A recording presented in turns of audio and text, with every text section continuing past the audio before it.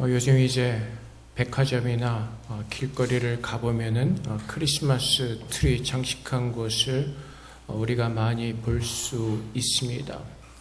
처음에 대만 왔을 때는 그렇게 성탄의 분위기가 있지 않았습니다. 1987년도에는 그렇게 성탄의 큰 분위기가 나질 않았는데 요즘은 대만도 그 성탄의 분위기를 굉장히 내고 있는 것을 우리가 볼 수가 있습니다.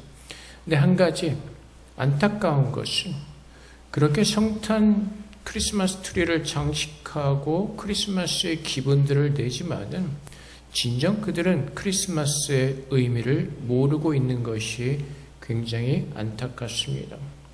요즘도 세상을 돌아보면 굉장히 비극적이고 참 가슴 아픈 일들이 많이 일어나고 있습니다. 우리가 지난주에 만났던 우리 송솔나무 집사님이 이제 다음 달과 2월 달에도 그 전쟁터인 우크라이나로 크리스마스 선물을 전달하러 가게 됩니다. 얼마나 거기가 험악한지는 우리 여성교회 성도분들과 식사하면서 함께 들었습니다. 그만큼 그것은 굉장히 비극적이고 안타까운 일들이 계속해서 전쟁터에서 일어나고 있습니다.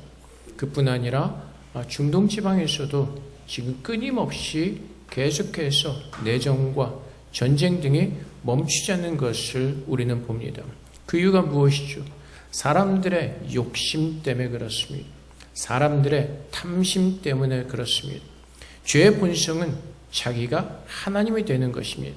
내 인생의 하나님이 되어서 내가 내 인생을 책임지겠다는 것이 죄입니다. 그 죄로 말미암아 많은 사람들은 자기가 무엇인가를 쌓아야 되고 자기 것을 의지해서 자기의 어떤 그 성을 쌓으려고 합니다. 그래서 가인이 범죄한 이후에 가장 먼저 한 것이 무엇이죠? 성을 쌓는 것이죠. 죄를 지은 사람들은 다 각각 자기들의 성을 쌓아서 그곳에서 왕 노릇을 하려고 합니다. 그래서 우크라이나 전쟁이 일어난 이유가 무엇이죠? 푸틴의 입장에서는 나토가 점점 자기 소련 땅으로 러시아 땅으로 가까이 오는 것이 두려웠죠. 이스라엘과 또한 팔레스타인 사람들의 그 싸우는 의미가 무엇이죠? 다 내 땅이라는 것이죠. 내 땅을 내놓으라는 것이죠. 그래서 사람들은 그 자기에게 주어진 땅에서 함께 사는 것이 아니라 내가 이겨서 모든 것을 다 가지고 싶어하는 그 욕망과 욕심 가운데 살다 보니까 그런 비극적인 전쟁이 일어나고 지금 인류의 역사를 통해서 가인이 아벨을 죽인 이후로 지금까지 전쟁은 끊이지 않고 어느 곳에서든지 계속해서 일어나고 있다는 것입니다. 그래서 결국은 그 죄의 본성 때문이고 우리가 그 죄로부터 해방당하는 그 길은 오직 예수를 믿는 것 외에는 다른 길이 없습니다.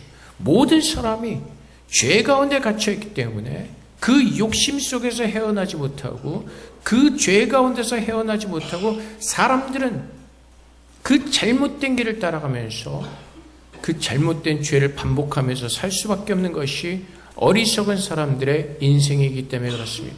하나님께서는 인간들을 불쌍히 여기시고 그 아들 예수를 이 땅에 보내주셔서 하나님의 구원을 우리에게 은혜로 선물로 주셨고 이제 그 예수님께서 십자가의 죽으심으로 말미암아 우리의 모든 죄는 사함받고 이제는 우리가 하나님의 자녀로서 이 땅에서 살도록 하나님 그렇게 우리를 불러주신 것입니다. 그래서 예수님은 이 땅에 빛으로 오셨습니다.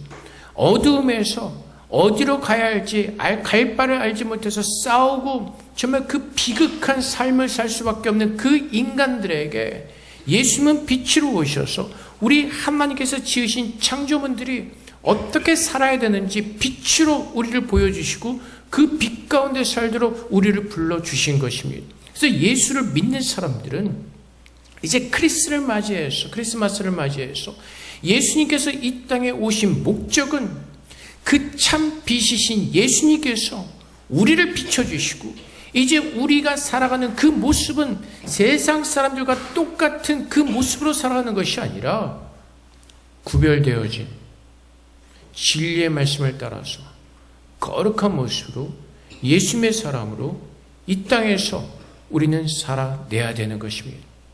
세상은 1등하는 자를 찾고 성공하는 자를 찾고 그 성공하기 위해서 1등하기 위해서는 어떻게 하죠? 사람을 밟고 일어서야죠. 경쟁에서 이겨야만 됩니다. 다 같이 잘 가려고 하지 않습니다. 근데 하나님은 어떻게 가르쳐 주신다고요?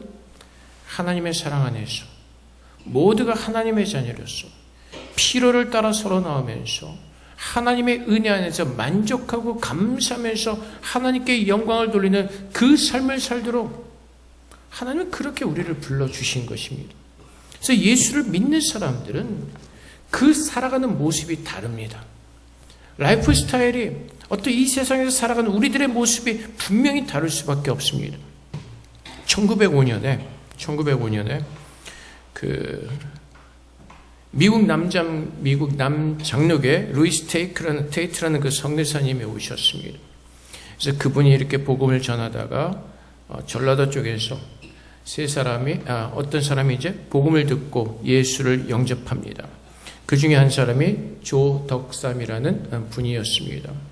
그분은 그 당시에 거기에 굉장한 부자였습니다. 이분이 예수를 믿고 자기 집에서 종살이를 하던 이자익이라는 분에게 다시 복음을 전합니다. 근데 그 당시에는 이미 일제시대라서 신분이 어떤 그 모두가 다 사라진 그런 시대였지만은 그럼에도 불구하고 그 당시에 어떤 그 종노릇, 그 머슴이라는 그게 아직도 남아있는 그런 상황이었습니다. 조덕삼은 부자였고 이자익이라는 사람은 그 집의 머슴이었습니다. 조자익과 한 10몇 살 차이가 나는 머슴이었습니다. 근데 이 조덕삼이란 분이 이자익이라는 그 자기의 머슴에게 복음을 전하고 함께 교회를 다니게 되었습니다. 근데 그 교회를 잘 이제 다 신앙생활을 잘하는 가운데 그 교회에서 장로를 뽑는 그 선거가 있었습니다. 근데 여기에서 어떤 일이 일어났냐면은 그 조덕삼이라는 분이 장로에서 떨어지고 자기 집에서 있던 그 머슴이 장로가 된 겁니다. 아직도 자기 집에서 머슴살이를 하는 그 이자익이라는 사람이 장로가 되어버린 겁니다. 우리 같으면 어떻겠습니까? 나는 지금 이 교회에 많은 헌금을 하고 있고 이 교회 건물 그 짓는데 건축 헌금도 내가 한 것이고 지금 이 사람은 교회에서 굉장히 그 물질적으로 굉장히 큰 기둥을 감당하고 있는 것이 조덕삼이라는 분이었습니다. 근데 그 집에서 있던 머슴이 장로가 되어버린 겁니다. 그때 교회가 난리가 났습니다. 조덕삼이라는 분이 이제 그 체면 때문에 기분이 나빠서 교회를 떠날까봐 굉장히 걱정하는 겁니다. 지금 교회 운영도 그분의 어떤 그 헌금 때문에 운영이 되고 있고 교회 건물도 그분이 지어준 건데 정말 교회 사람들이 정말 말은 못하지만 장로를 이자익이라는 분을 뽑아냈는데 그분이 안 되니까 다들 걱정하는 겁니다. 그랬더니 조덕삼이라는 분이 그 모든 그 상황을 알고 교회에서 공식적으로 이렇게 얘기를 합니다. 저는 그 이자익을 장로님으로 잘 섬길 것이고 저는 교회에서 계속해서 하나님을 잘 섬길 겁니다. 라고 이렇게 선포를 했습니다. 그리고 나중에 이 조덕삼이라는 분도 두 번째 장로가 되었습니다. 근데 이분이 이자익이라는 분과 함께 신앙생활을 하다 보니까 그 자기의 머슴이었던 그 이자익 장로님의 특별한 모습을 보았습니다. 굉장히 신앙적으로 굉장히 성숙하고 리더십이 있고 그래서 이 조덕삼 장로님이 자기의 머슴이었던 이자익 장로님을 그 당시에 평양신학교로 보내서 모든 학비를 대고 신학 공부를 하게 하는 것입니다. 그래서 이자익 장로님이 신학 공부를 마치고 목사 안수를 받았을 때에 다시 그 전라북도 김제 그 금산교회로 이자익 목사님을 모셔옵니다. 그리고 자기는 장로로서 그 목사님을 잘 모시면서 함께 아름답게 교회를 세워갔다는 것이 그 금산교회 역사이고 여러분들이 유튜브를 아마 찾아보시면 그 역사가 분명히 이렇게 다 보실 수가 있을 겁니다. 이것이 예수 믿는 사람들의 모습입니다. 이것이 함께 세워져가는 하나님 안에서 주님의 마음으로 살아가는 주님의 제자들의 모습입니다. 나의 것을 내려놓고 내 생각을 내려놓고 주님께서 세우신 그 뜻 가운데서 순종하면서 하나님 앞에 거룩한 순종의 제사를 드리는 이 모습이 정말로 하나님께서 기뻐하시는 거룩한 아름다운 제자들의 모습이라는 것입니다. 작은 일 같지만은 우리 예수를 믿는 사람들이 우리가 살아가는 그 현장에서 나를 드러내려고 하는 것이 아니라 주님께서 무엇을 기뻐하시고 주님께서라면 어떻게 살아가실 것인가, 우리는 그것을 묵상하면서 그것을 우리는 공부하면서 깨달으면서 그 주님의 모습을 살아내는 것, 그것이 정말로 주님께서 이 땅에 오셔서 빛으로 비춰주시고 또 우리를 빛으로 부르신 그 예수의 모습을 가지고 사는 겁니다. 세상 사람들은 어떻다고요? 내 모습이었습니다. 내 집에서 종노릇하던 그 모습이 먼저 장로가 되면 어떻게 할까요? 기분 나빠서 그냥 그 교회 떠나버릴 겁니다. 아예 내 돈 가지고 교회를 세워가지고 내가 대장 노릇하지 그 교회 절대 다니지 않을 겁니다. 청도에 있을 때 그런 일이 분명히 있었습니다. 어떤 장로님이 기분이 나빠가지고 자기 돈 가지고 자기가 교회 세워가지고 대장 노릇하는 그런 분이 제 주위에도 있었습니다.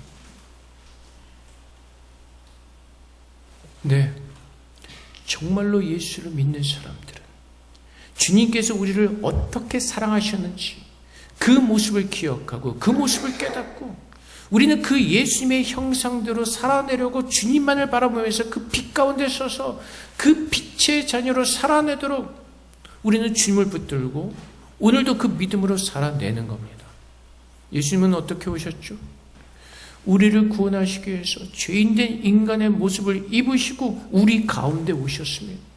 우리는 오늘 살아가면서 내일 무엇을 입을까, 내일 무엇을 먹을까, 내 것을 쌓기 위해서, 나의 성을 쌓기 위해서 근심하고 걱정하고 염려하는 사람들이 아니라 오늘 우리 주위에 있는 그 어려운 사람들을 보면서 그 사람들에게 동감하면서 예수님께서 우리를 위해서 이 땅에 오시고 우리와 똑같이 질고를 당하시고 창피를 당하시고 모든 부끄러움을 함께 하셨던 것처럼 내일 일을 위해서 또 내가 먹을 것을 쌓기 위해서 나의 성을 쌓아가는 것이 아니라 우리 주위에 있는 사람들에게 사마리아 그 선한 사마리아인들처럼 내 주위에 있는 형제 자매들을 보면서 우리 주위에 있는 이웃들을 보면서 그들에게 필요한 것이 무엇인가를 예수의 마음으로 섬기면서 함께 지어져가는 그것이 크리스마스의 의미를 아는 그 사람들이 살아가는